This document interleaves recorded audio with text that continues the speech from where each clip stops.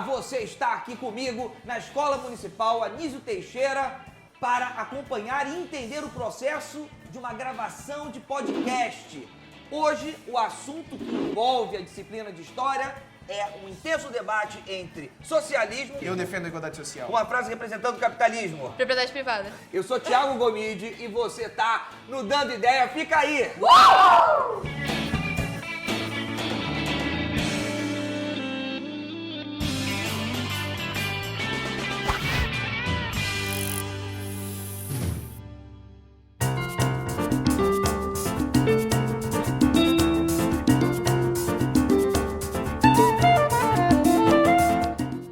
Olá, meu nome é Miguel e você está ouvindo o podcast do que está acontecendo. Hoje nós iremos presenciar um duelo entre capitalismo e socialismo.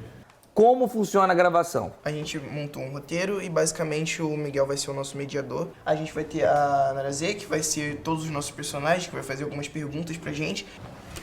Bom, meu nome é Filó e lá em casa a situação é bem difícil. Eu quero proporcionar para os meus filhos que eles tenham uma boa educação, uma boa saúde. Então você terá uma vida digna pra viver o resto da sua vida. O meu governo não tem intenção de mexer em seus bens. Galera, já volto pra cá, mas agora eu quero conversar com o professor Marcelo, que leciona História. De onde ele tirou essa ideia? Professor, tá organizadinho aí, né? Beleza? Vamos lá, responda essa pergunta que todo mundo quer saber.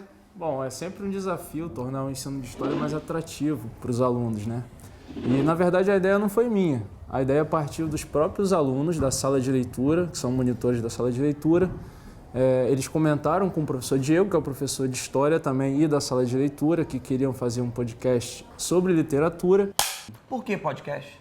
Por que o podcast? Bom, eu acho que é um gênero que está muito em voga, né? E eu penso que os professores têm que surfar as ondas que se colocam, né? Se a gente entende que a escola ela precisa ser atuante na sociedade, a gente precisa seguir as tendências, aquilo que está em evidência com os nossos estudantes. Muito bonito, porém tem uma sequência de etapas. Que etapas são essas até nós chegarmos ao debate, à gravação do podcast? A gente normalmente costuma fazer reuniões, né? Isso sempre relacionado às aulas, ao conteúdo do bimestre. Logo em seguida a gente marca uma reunião onde nesse período de tempo eles fazem uma pesquisa daquilo que eles podem utilizar. E por fim a gente marca a gravação do programa. E depois? E depois tem a edição. Miguel, você já consumia podcast antes desse? Bom, o único podcast que eu estava consumindo era a Ilha de Barbados, que ela conhece muito bem. A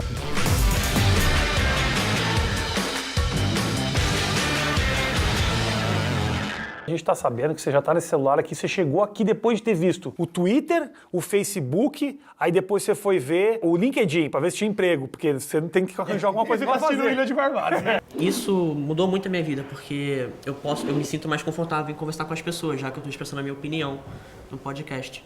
O que mudou?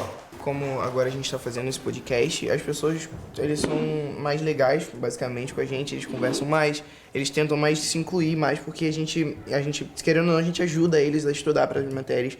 Então, para mim, a maior dificuldade é se abrir um pouco mais e ter aquela liberdade de você se expressar. E como é que você supera isso? Eu supero ao decorrer das coisas, tipo, enquanto eu vou vendo eles gravando, eu vou me adquirindo, me recompondo para poder, no final, fazer um negócio bonitinho e de acordo com o tema. Tipo, eu acabo tendo um conhecimento muito vasto de história. Por conta desse podcast de ter que estudar o conteúdo que vai ser passado, eu acabei por ter um conhecimento muito amplo de história.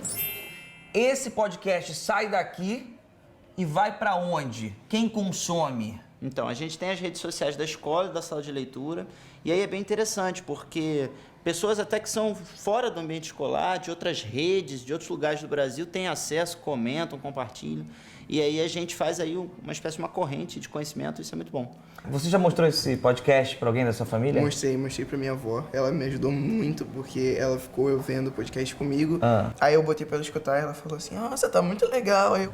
E qual é a importância dela na sua vida? Cara, minha avó é uma mãe pra mim, basicamente. Porque quando eu perdi a minha mãe, eu tinha uns 8 anos e até hoje a minha avó sempre cuidou de mim, sempre fez tudo que ela pôde pra me ajudar a seguir em frente na minha vida.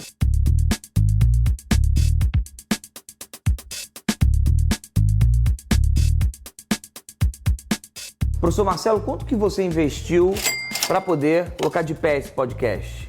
Do ponto de vista financeiro, nada. O computador eu já tinha, o microfone é da sala de leitura, então financeiramente isso não me custou nada. O microfone para fazer esse podcast custa mais ou menos quanto? Olha, não precisa ser um microfone assim. A gente utiliza aqui o Audacity e um microfone de 10, 15 reais já resolveria. É fácil fazer um podcast?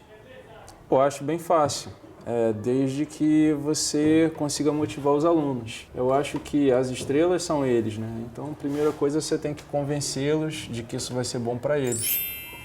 Vocês escutam podcast, não são da turma, essa galera que a gente acabou de entrevistar.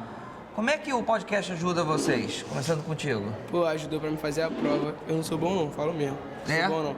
Ó, a prova valia 5, tirei 4,5. Que isso, e você? Pô, eu tava com dificuldade na matéria e tal, aí eu comecei a escutar o podcast da manhã, da minha vinda de casa pra escola e cheguei, fiz a prova tranquilo. Você recebeu o podcast Pelo WhatsApp, pelo Zap? pelo grupo da Vocês turma. passaram para outras pessoas depois? Passamos. Eles passaram pros grupos de todas as turmas da escola do nono ano. Professor, manda uma mensagem. O professor Diego tá ali tentando se esconder. Não adianta, não se escondeu. Manda uma mensagem para outros professores enviarem as suas ideias, compartilharem as suas boas experiências. Isso é muito importante, né? Porque a partir dali a gente se aproxima dos alunos e os alunos se aproximam da gente. Eu acho que isso aí foi o melhor desse trabalho. Eu me aproximei um pouco mais aqui de alguns alunos que eu não tinha tanta proximidade e a gente tem uma resposta boa. Beleza, valeu, gente. Valeu. Muito obrigado. Sucesso. Vamos que vamos. Chegar aqui, abrir a porta. Será que tem alguém me esperando aqui? Não. Beijo. Tchau, tchau. Segue o caminho, passando pelas nuvens de sonhos. Dá um beijo lá pra galera. Beijo. Beijo. Você gostaria de mandar um beijo pra quem? Pra todo mundo. Ah.